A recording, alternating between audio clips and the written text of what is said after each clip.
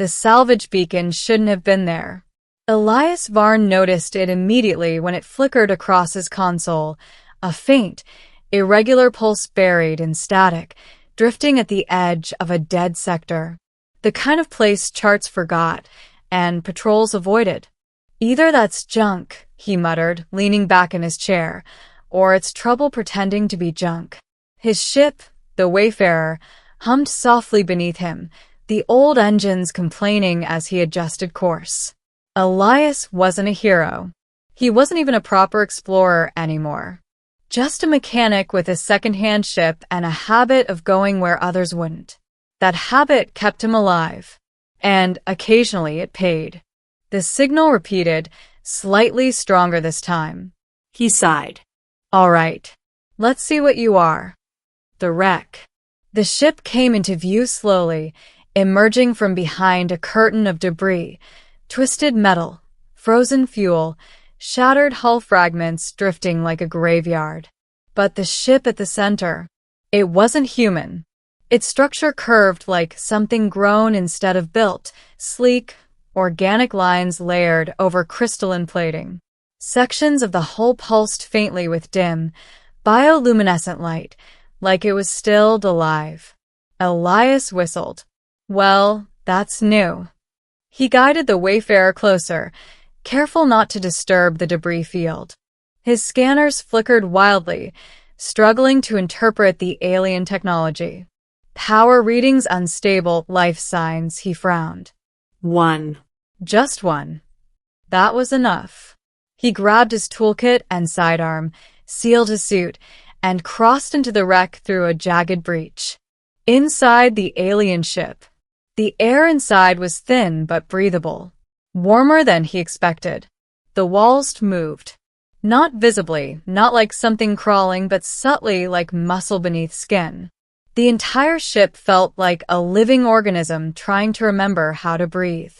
Okay, Elias whispered, stepping carefully. That's not creepy at all. His boots echoed softly as he followed the faint life signal deeper inside. The corridors twisted in unnatural angles, more like veins than hallways. Strange symbols pulsed along the walls, language maybe, or warnings. Then he found her, the survivor. She lay at the center of a chamber that resembled a command nexus, though nothing about it matched human design. At first, Elias thought she was human. Then she moved. Her skin shimmered faintly, reflecting the ambient light like polished pearl.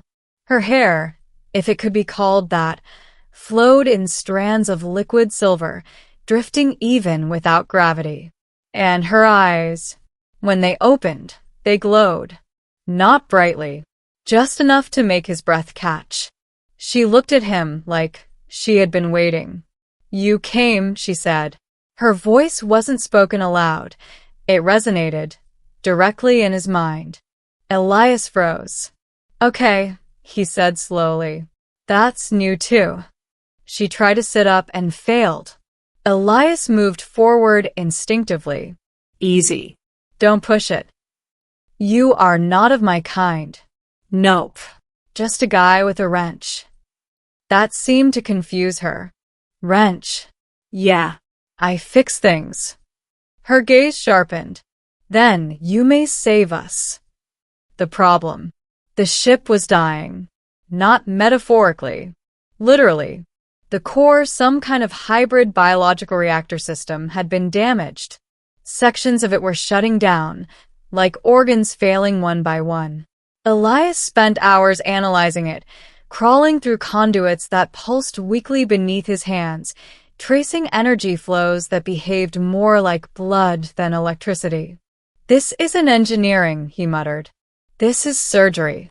The woman, alien, queen, whatever she was, watched him the entire time.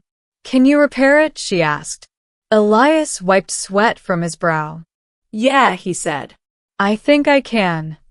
She blinked slowly. You speak with certainty. He smirked. I'm human. We fix things that shouldn't work in the first place. Fixing the impossible. The work took time. Long, Exhausting hours where Elias had to adapt every instinct he had. Tools designed for metal and circuits were useless here. So he improvised. He used thermal patches to stabilize organic conduits, repurposed nanowire to bridge damaged synaptic pathways, even used parts from the Wayfarer to create a makeshift regulator. At one point, the ship spasmed violently, walls tightening, lights flaring. The woman gasped, clutching her chest.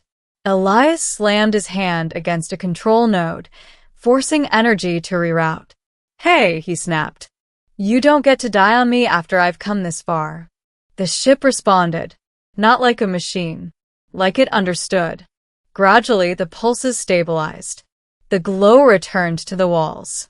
The ship breathed again. The truth. When Elias finally stepped back, exhausted and covered in strange iridescent residue, the chamber was quiet. Alive. The woman stood. This time, she didn't struggle. "You have done what my own people could not," she said, her voice clearer now, stronger. Elias shrugged. "Just another repair job." She stepped closer. "You misunderstand." The air shifted. The walls brightened. The entire ship seemed to respond to her presence. "I am not merely a passenger of this vessel," she said. Elias frowned. "Okay," she met his eyes. "I am its sovereign." The word hung in the air. "Queen," she clarified. Elias blinked. "Oh." The Empire arrives. The first warning came from the Wayfarer. Proximity alert. Multiple signatures. Elias rushed to the viewport. Ships. Dozens of them. Sleek, identical to the one he had just repaired, but intact, powerful, and very much not damaged. "They found you," he said. The Queen's expression darkened. "They hunt me." "Why?" She hesitated. "Because I chose not to destroy your species." Elias stared at her. "I'm sorry, what?" The choice her people and empire-spanning systems had marked Earth as a threat. A death world species, too unpredictable, too resilient.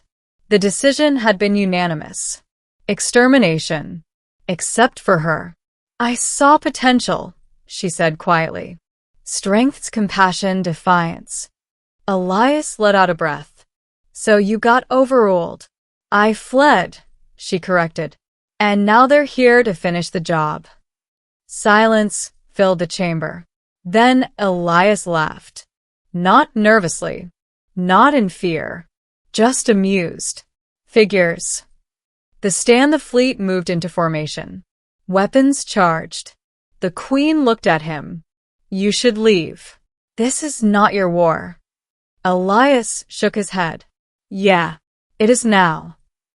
He moved toward the control interface, still alien, still impossible. But now, he understood it. "Besides," he added, cracking his knuckles, "I just fixed this thing. Would be a shame not to test it." The battle, what followed, wasn't just combat. It was chaos shaped by human ingenuity.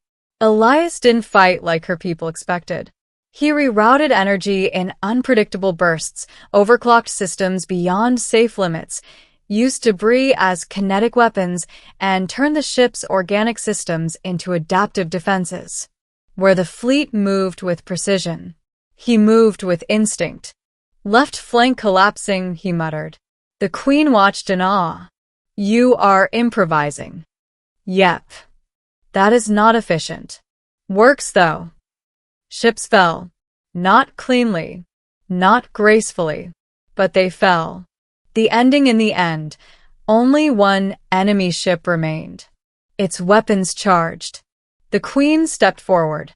"Allow me," she said. Elias hesitated. Then nodded.